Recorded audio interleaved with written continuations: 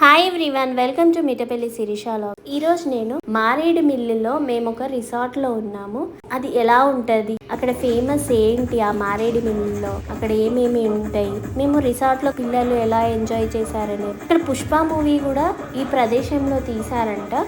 ఈ మారేడుమిల్లి కూడా ఎక్కడ ఉంటదంటే ఆంధ్రప్రదేశ్లో అల్లూరి సీతారామరాజు జిల్లాలో ఉంటది. ఈ ప్లేస్ తప్పకుండా చూడాల్సిందే. గ్రీనరీతో చాలా బాగుంటది. మేము ఏ రిసార్ట్ లో దిగామంటే వనవిహారీ రిసార్ట్ లో దిగాము.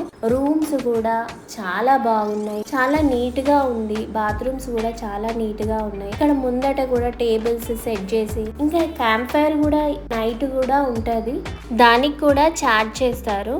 ఇది ఒకటే కాకుండా చుట్టుపక్కల కూడా రిసార్ట్స్ ఉన్నాయి, చాలా బాగున్నాయి. ఇక్కడ బయటికి వెళ్తే అన్నీ అవైలబుల్, ఫుడ్ అవైలబుల్. ఇంకొకటి చెప్పడం మర్చిపోయాను, ఇక్కడ ఫేమస్ ఏంటిదంటే బొంగులో చికెన్. ఇంకా బొంగులో చికెన్ బిర్యానీ కూడా అమ్ముతారు, కానీ చాలా టేస్టీగా ఉంటుంది. హైదరాబాద్ నుంచి ఈ మారేడుమిల్లికి ఎన్ని కిలోమీటర్స్ అంటే 430 కిలోమీటర్స్, 9 hours జర్నీ.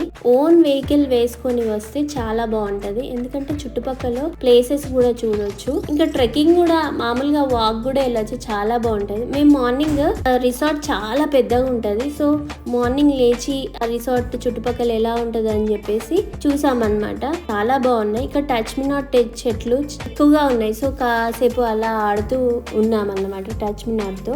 మేము మధ్యలో అన్నవరం వెళ్ళి అక్కడ నుంచి ఇక్కడికి వచ్చాము. సో అన్నవరం నుంచి అయితే 118 కిలోమీటర్స్, 2 hours 40 minutes జర్నీ అన్నమాట. అదే రాజమండ్రి నుంచి అయితే 90 కిలోమీటర్స్.